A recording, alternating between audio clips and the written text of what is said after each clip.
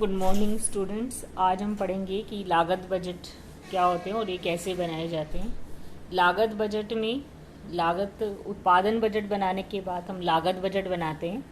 लागत बजट में उत्पादन पे खर्च होने वाले कुल लागतों का अनुमान लगाया जाता है। इसके अलावा प्रशासनिक लागत और विक्रय एवं वितरण लागत का भी अनुमान लगाया जाता है।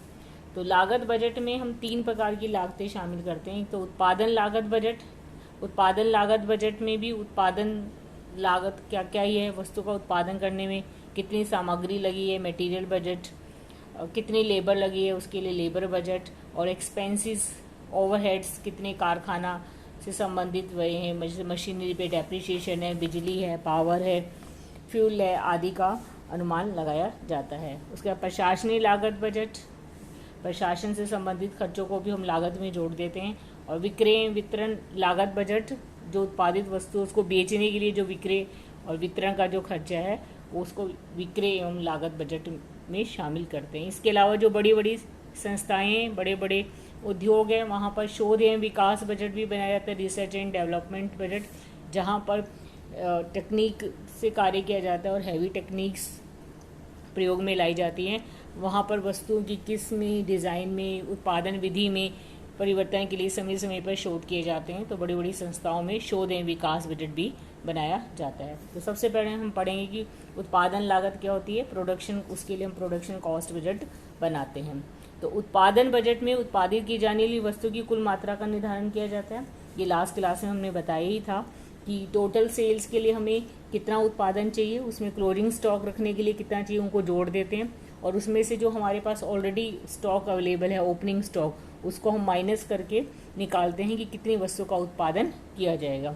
और इस उत्पादन के आधार पर हम क्या बनाएंगे, उत्पादन लागत बजट। और उत्पादन लागत बजट से उस उत्पादन मात्रा पे जो भी व्यय या लागत है उसका पूर्वानुमान लगाया जाएगा। तो उत्पादन लागत बजट वह बजट होता है जो उत्पादन बजट द्वारा निर्धारित मात्रा के जो भी आई है उसके उत्पादन पर होने वाली लागत का पूर्वानुमान लगाते हैं। तो इसका प्रोफॉर्मा आप देख रहे हो कि पर्टिकुलर्स है, प्रोडक्शन में कितना कॉस्ट आएगा उसका प्रोडक्शन के आधार पर बनाया जाता है। ये मैं आपको पहले ही बता रही हूँ। तो इसमें डायरेक्ट मटेरियल जितना प्रोडक्शन है उसे मल्टीप्लाई कर देंगे, डायरेक्ट लेबर और डायरेक्ट एक्सपेंसेस इन सबको जोड़ देंगे, इससे प्राइम कॉस्ट आ जाएगी। और इसमें जो फैक्ट्री ओवरहेड्स है वो जोड़ देंगे। फैक्ट्री ओवरहेड्स वेरिएबल भी हो सकते हैं और फिक्स्ड भी हो सकते हैं। जैसे डेप्रिसिएशन है वो वेरिएबल है, मेंटेनेंस एंड रिपेयर कॉस्ट है उसका कुछ पार्ट फिक्स्ड होता है, कुछ पार्ट उसका वेरिएबल होता है। फ्यूल है जो मशीन में लगता है वो वेरिएबल हो सकता है, पावर, बिजली वेरिएबल हो सकते हैं। तो ये सारे खर्चे जो हैं, इसके अलावा कैरीज इनवर्ड है, ये सब इसके अंदर हम जोड़ देंगे। तो ये सब खर्चे फैक्ट्री ओवरहेड्स में जोड़ दिए जाते हैं। तो उत्पादन लागत बजट इस प्रकार से उत्पादन लागत बजट तैयार किया जाता है। उत्पादन लागत बजट तैयार करने से पहले हम कई बार मटेरियल बजट, लेबर बजट और ओवरहेड्स बजट बनाते हैं और उसके आधार पर उत्पादन लागत बजट बनाया जाता है। तो मैं एक उदाहरण की सहायता से आपको समझाऊंगी कि प्रोडक्शन कॉस्ट बजट कैसे बनता है। तो आप जैसे देख रहे हैं क्वेश्चन में, एक सुरेश इंडस्ट्रीज के उत्पादन लागतें बताइए। डायरेक्ट लेबर कॉस्ट 75,000 है, डायरेक्ट मटेरियल कॉस्ट जो गिवन है वो 1,20,000 है, प्रोडक्शन ओवरहेड्स हैं फिक्स्ड है 45,000, ये फिक्स्ड रहेंगे, और वेरिएबल है 70,000। तो टोटल है 1,15,000। इसके बाद नीचे कुछ सूचनाएं दी गई हैं जो परिवर्तन है उसमें। प्रबंध जब आगामी वर्ष के लिए बजट बनाएंगे तो उसमें जो परिवर्तन हो रहे हैं वो इस प्रकार है। जो प्रत्यक्ष श्रम की जो औसत दर है वो 4 रुपये प्रति घंटा थी पहले, वो कम होकर 3 रुपये प्रति घंटा हो जाएगी। 4 से कितनी हो जाएगी, 3। The labour cost per hour कितनी हो जाएगी, 3। सेकंड, उत्पादन कार्य क्षमता में 4% की कमी आएगी। जो वर्कर्स हैं उनकी जो प्रोडक्शन एफिशिएंसी है वो 4% कम हो जाएगी। तो उतना ही हमारा उत्पादन कम हो जाएगा, या दूसरे शब्दों में हम कह सकते हैं कि उतना ही हमारी लेबर ज़्यादा लगेगी। ठीक है, तो लेबर उतनी ही ज़्यादा लगेगी क्योंकि उत्पादन तो फिक्स्ड है, उसके अकॉर्डिंग हमें प्रोडक्शन करना है, तो समझ लो इतनी ही लेबर हमारी ज़्यादा लगेगी। और प्रत्यक्ष श्रम घंटे 10% की वृद्धि होगी। तो प्रत्यक्ष जो लेबर आवर्स है वो 10% बढ़ेंगे। 10% अगर एक्स्ट्रा काम होगा तो इसमें हम ये मानेंगे कि जितना एक्स्ट्रा काम हो रहा है डायरेक्ट लेबर में उतना ही प्रोडक्शन बढ़ेगा। और प्रत्यक्ष सामग्री तथा अपूर्व में सम्मिलित अन्य व्यय सेवाओं का प्रति इकाई मूल्य अपरिवर्तित रहेगा। तो इससे हम बनाएंगे प्रोडक्शन कॉस्ट बजट। तो इस क्वेश्चन में अगर हम देख रहे हैं कि अगर क्वेश्चन में हमें ये गिवन है कि जो लेबर कॉस्ट है वो 75,000 है, मटेरियल कॉस्ट 1,20,000 है। तो इस क्वेश्चन में हमें ये नहीं बता रखा कि प्रोडक्शन कितना है। तो अगर हम ये देखें कि जैसे डायरेक्ट लेबर कॉस्ट है 75,000 है और लेबर कॉस्ट कितनी थी पर आवर, जो लेबर है वो कितनी 4। तो 75 को अगर हम 4 से डिवाइड कर देते हैं तो उससे हमें नंबर ऑफ यूनिट्स पता चल जाएगी और उसमें हमें 10% हमारा प्रोडक्शन भी बढ़ेगा, क्योंकि 10% हमारे जो है लेबर आवर बढ़े हैं तो 10% वो प्रोडक्शन बढ़ेगा। अगर 10% प्रोडक्शन बढ़ रहा है तो 10 प्रोडक्शन बढ़ रहा है तो मटेरियल और लेबर भी कितना बढ़ जाएगा 10%। तो पहले जो डायरेक्ट मटेरियल, अगर इसे हमें प्रोडक्शन नहीं भी निकाले तो भी हम डायरेक्ट क्वेश्चंस कर सकते हैं। तो मैं आपको दोनों तरीके से बताऊंगी। पहले तो इसमें आप देखिए कि हम डायरेक्ट कैसे करेंगे इसको। जो डायरेक्ट मटेरियल कॉस्ट है वो कितनी है 1,20,000 और जो इसमें ये नहीं बता रखा कि प्रोडक्शन कितना बढ़ा है। तो लेकिन मैं आपको जैसे बता रही हूँ कि डायरेक्ट लेबर जो है 10% बढ़ी है तो हम ये मान रहे हैं कि प्रोडक्शन भी 10% बढ़ेगा। तो 10% इसका मटेरियल कॉस्ट, क्योंकि उत्पादन के अनुसार परिवर्तित होती है, जितना उत्पादन बढ़ेगा उतनी ही कॉस्ट बढ़ती है। तो सीधा ही हमने मटेरियल का 10% बढ़ा दिया तो कितना आ गया 1,32,000। लेबर कॉस्ट में कुछ परिवर्तन हुए हैं, पहले उन परिवर्तनों को देखेंगे, उसके बाद हम 10% बढ़ाएंगे। जैसे कि वर्तमान में जो घंटे वो 75,000 थे, ठीक है, और पर कॉस्ट पर घंटे हमें कॉस्ट गिवन है। इस क्वेश्चन में अगर हमें पर उत्पादन की कॉस्ट गिवन होती तो शायद हम, क्योंकि कॉस्ट को डिवाइड करके उससे हम नंबर ऑफ यूनिट्स निकाल सकते हैं, क्योंकि इसमें हम पर घंटे क्वेश्चन गिवन है तो इसमें हम उत्पादन नहीं निकाल सकते। इसलिए केवल हम ये मानते हुए कि ओरिजिनल कितना था हमारी लागत और उसका उत्पादन कितना परसेंटेज बढ़ा है, उसके अकॉर्डिंग ही उसको हम मल्टीप्लाई करते हुए आंसर निकालेंगे। तो डायरेक्ट लेबर कॉस्ट जैसे मैंने आपको बताया कि कितनी है क्वेश्चन में 75,000। तो डायरेक्ट लेबर कॉस्ट है 75,000 पहले, और पर ओवर कॉस्ट कितनी है 4 रुपीज़ पर यूनिट। एक की कितनी थी 4। तो 75 को अगर 4 से डिवाइड करते हैं तो कितना आ गया 18,750। तो इसका मतलब कितने घंटे काम हुआ था 18,750। इसमें 10% जो है वो क्या बढ़ जाएगा 10% इसमें डायरेक्ट लेबर आवर जो बढ़े हैं वो 10% बढ़ा देंगे। तो 10% चाहे अब 1875 का 18,750 का 10% कर ले या 110 डिवाइड बाय 100 कर ले, एक ही बात है। फिर उसके बाद प्रोडक्शन एफिशिएंसी भी बढ़ी है, तो प्रोडक्शन एफिशिएंसी डिक्रीज हुई है, सॉरी बढ़ी नहीं है, प्रोडक्शन उत्पादन क्षमता जो है कार्य क्षमता अगर 4% कम हुई है तो उतने ही घंटे ज़्यादा लगेंगे। तो कितना हो गया 104 या 4% घंटों को और बढ़ा सकते हो कि 4% और इसमें ऐड कर देंगे। वो सब ऐड करने के बाद अब दर कितनी होगी 3, तो उसको क्या कर देंगे 3 से मल्टीप्लाई। तो सबसे पहले क्या निकालेंगे हम कि जो रिवाइज प्रोडक्शन है, रिवाइज जो अगले साल के लिए बजट बनाना है, तो उसमें हमारे पहले तो घंटे निकालेंगे, क्योंकि लेबर कॉस्ट हमें गिवन है 4 से 3 हो गई है। तो वर्तमान में पर आवर लेबर कॉस्ट कितनी है तो 3। तो टोटल घंटे निकालने के लिए मैं दोबारा रिपीट कर देती हूँ, क्या करेंगे कि जो पिछले साल की हमें कॉस्ट गिवन है, हमें घंटे नहीं गिवन लास्ट, और इसमें 75,000 गिवन है और कॉस्ट कितनी है 4, तो हमने घंटे निकाली 18,750। उसमें प्लस जो 10% जो डायरेक्ट आवर्स बढ़े हैं वो ऐड कर देंगे, ठीक, क्योंकि इतने घंटे बढ़े हैं। उसके बाद उसमें 4% हम क्या कर देंगे, प्रोडक्शन एफिशिएंसी डिक्रीज होने के कारण 4% एक्स्ट्रा घंटे लगेंगे तो वो जोड़ देंगे। जोड़ने के बाद जो घंटे आएंगे उसको हम मल्टीप्लाई कर देंगे 3 से। तो इन सबको करने के बाद जो घंटे आए हैं 18,750 में 10% और प्लस 4% जोड़ने का जो घंटे आए हैं वो आएंगे 21,450। और नई जो दर है पर आवर लेबर वो है कितनी है 3, तो कितना आ गया 64,350। क्लियर। तो ये डायरेक्ट मटेरियल डायरेक्ट लेबर। तो इसमें कोई हमें डायरेक्ट एक्सपेंसेस नहीं गिवन, तो इन दोनों को ऐड कर देंगे तो क्या आ जाएगी प्राइम कॉस्ट। इसके अंदर हम प्रोडक्शन ओवरहेड्स जोड़ देंगे। प्रोडक्शन ओवरहेड फिक्स्ड गिवन है, फिक्स्ड ओवरहेड्स कितने 45,000, तो कितने आ जाएंगे 45,000 तो फिक्स्ड ही रहेंगे, चाहे प्रोडक्शन बढ़ाए चाहे कम करे, तो 45 और 45। और वेरिएबल हो जाए 70,000 है, 70,000 में, क्योंकि जो प्रोडक्शन है वो 10% ही बढ़ेगा। प्रोडक्शन एफिशिएंसी डिक्रीज होने से प्रोडक्शन नहीं बढ़ा, इसे तो केवल हमारा घंटे ही बढ़ेंगे। इसे जो डायरेक्ट लेबर ओवर जितने बढ़े हैं उसके अकॉर्डिंग हमने प्रोडक्शन बढ़ाएंगे। तो 10% प्रोडक्शन बढ़ा है तो इसका 70,000 का 10% कितना हो गया, 77,000। जैसे मैं मटेरियल में किया था कि उसका हमने 10% बढ़ा दिया था, तो कितना आ गया 70। इनको सबको जोड़ देंगे तो ओरिजिनल कॉस्ट 3,10,000 है और रिवाइज कॉस्ट कितनी आएगी, 3,18,350। तो इस प्रकार से हम प्रोडक्शन कॉस्ट को निकालेंगे। प्रोडक्शन कॉस्ट बजट के बाद नेक्स्ट बनाएंगे हम एडमिनिस्ट्रेशन कॉस्ट बजट, प्रशासनिक लागत बजट। प्रशासकीय लागत बजट जो कि प्रशासन से संबंधित है, कार्यालय ऑफिस के खर्चे होते हैं।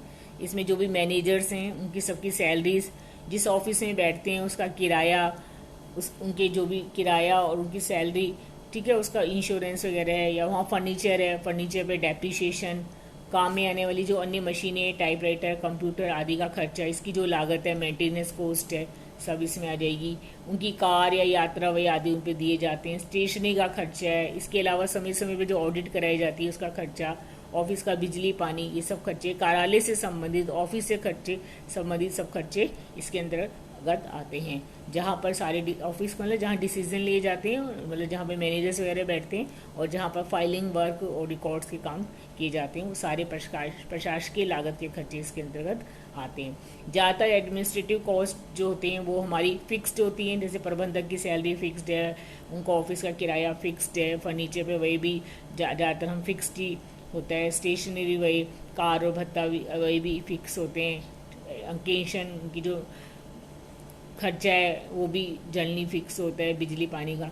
लेकिन बिजली का बिल कम या ज़्यादा हो सकता है, तो इसमें कुछ खर्चे ऐसे हैं जो फिक्स्ड है और कुछ हम वेरिएबल, तो इसको भी हम दो भागों में बांट देते हैं, फिक्स्ड और वेरिएबल। उसके आधार पर बजट बनाते हैं। और तीसरा जो बजट है वो विक्रय एवं वितरण वही बजट है।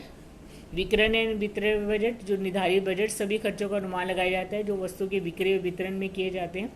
विक्रय और वितरण में जो बजट किए जाते हैं उसका ज़्यादातर अनुमान जो है वो सेल्स मैनेजर लगाता है, लेकिन इसमें कार्यालय, शाखा प्रबंधक, वितरण, विज्ञापन अधिकारी अलग अलग है, तो उन सभी का सहयोग लेकर हम सेलिंग एंड डिस्ट्रीब्यूशन बजट बनाते हैं। इनको 4 भागों में बांट देते हैं, खर्चों को अध्ययन कर सकते हैं हम। जैसे प्रत्यक्ष वही जो बिक्री से प्रत्यक्ष रूप से संबंधित रखते हैं, इसमें जो भी एजेंट है, ट्रैवलिंग एजेंट है, यात्री प्रतिनिधि है, उनका भुगतान, क्योंकि उनको जितना वो बेचते हैं उसके आधार पर कमीशन दिया जाता है, वो इसमें सब आ जाता है।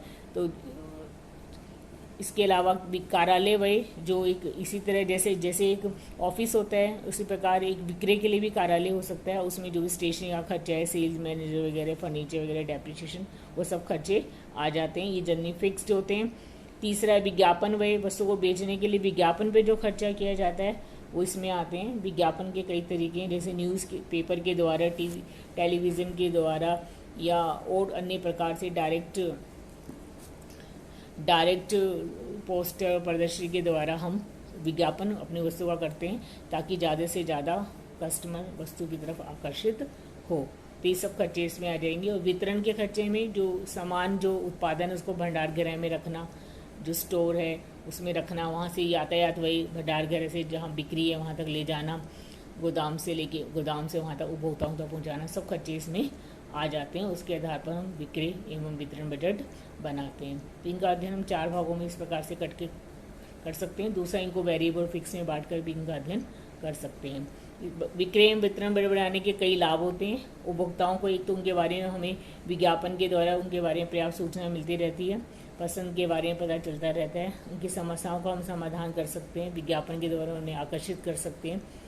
विक्रय एजेंट और प्रतिनिधि की सेवाओं का भी व्यवसाय के हित में प्रयोग कर सकते हैं।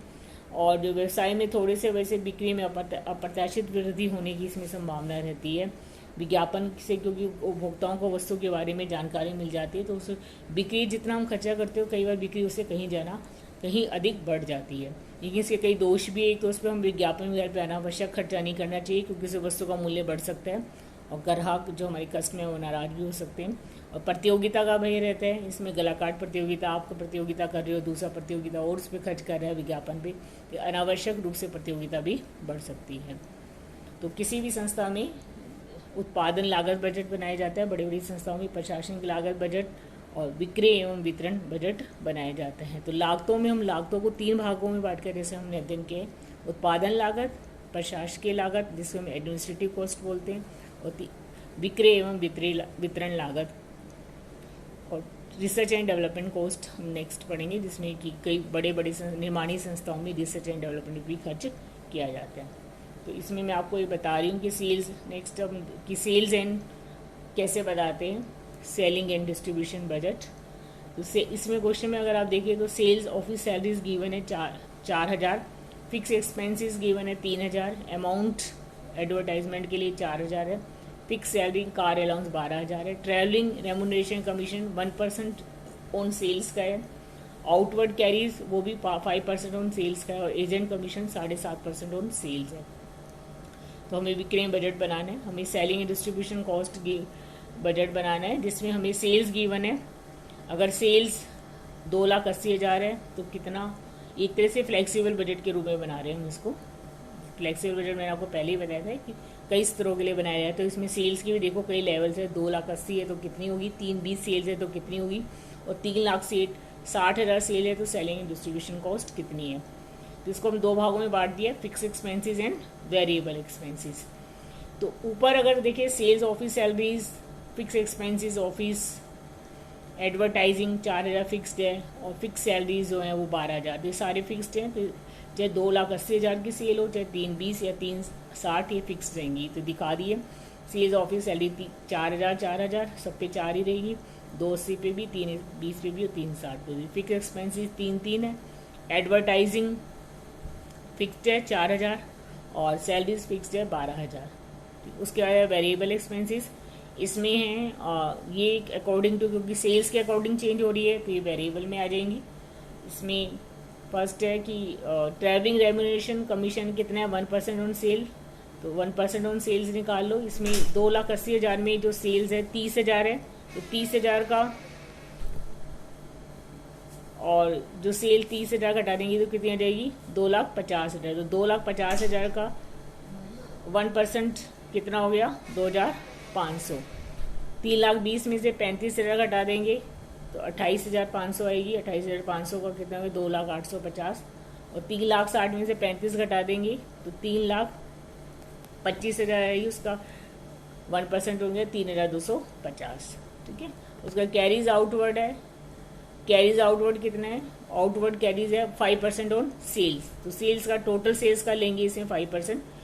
कमीशन अलग कर दिया हमने, कमीशन जो है इसमें कमीशन जो है ट्रेवल्स का अलग लेंगे और एजेंट कमीशन अलग लेंगे। तो टोटल जो सेल्स है 280 है, इसमें जो एजेंट की सेल है जो 30,000 है तो वो अलग करके दिखाएंगे। मतलब 280 में से 30 घटा देंगे, 250 का अलग लिया है हमने अभी ट्रैवल रेम्यूनरेशन जो बताया है, और एजेंट का हम अलग लेंगे। एजेंट को कितना देना है, 7.5%। तो 30,000 का 7.5% कितना है, 2,250 नीचे दिखाया है। ठीक है। इसी प्रकार जैसे 320 है, 320 में से 35,000 घटाने के इसके बाद जो आया था वो 28,500 आया था, तो उस पर ट्रेवल्स को जो कमीशन दिया है वो 1% है, 1% निकाल लिया, और बाकी जो 35,000 है उस पर 7.5% दिया है। इसी प्रकार 3,60,000 में से 35,000 जो है एजेंट्स का कमीशन है उस पर 7.5, और 360 में से 35 घटाने के बाद जो 325 बचेंगे उस पर हमने कमीशन 1% दिया है ट्रेवल्स का। ठीक है। कैरीज आउटवर्ड टोटल सेल्स पे निकाल लेंगे, क्योंकि ये तो सब पे ही देना है, कितना किराया लगा है, कैरीज कितना भाड़ा है। तो भाड़ा जो है वो कितना है, 5% ऑन सेल्स। तो 5% टोटल सेल का 2,80,000 का 5% कितना हो गया, 5 अच्छे 40, 5 दूनी 10, ठीक है, 14,000। और इसका निकालेंगे 320 का 16,000 आ जाएगा, और 360 का कितना आ जाएगा, 18,000। इन सबको हम जोड़ देंगे वेरिएबल फीस को, तो हमारी रहेगी total selling and distribution cost. ठीक। नेक्स्ट है शोध विकास बजट। शोध विकास बजट नई नई तकनीक का पता लगाने के लिए बड़े बड़ी संस्थाओं में बनाया जाता है। इसमें नई नई विधियों के बारे में पता लगाया जाता है। छोटे व्यवसाय के लिए अनुपयोगी रहते हैं क्योंकि इससे अनावश्यक रूप से खर्चा बढ़ जाता है, लेकिन बड़े बड़े व्यवसायों में नियमित रूप से नियमित व्यय और नियोजन पहले से पूर्वानुमान लगाकर शोध एवं विकास बजट बनाते हैं। ये जो सारे बजट है, कॉस्ट बजट, इनका बनाने का एक उद्देश्य ये होता है, इनके आधार पर हम वित्तीय बजट बनाएंगे। वित्त की व्यवस्था पहले से ही करके रख सके। तो नेक्स्ट क्लास में हम करेंगे कि वित्तीय बजट क्या होते हैं।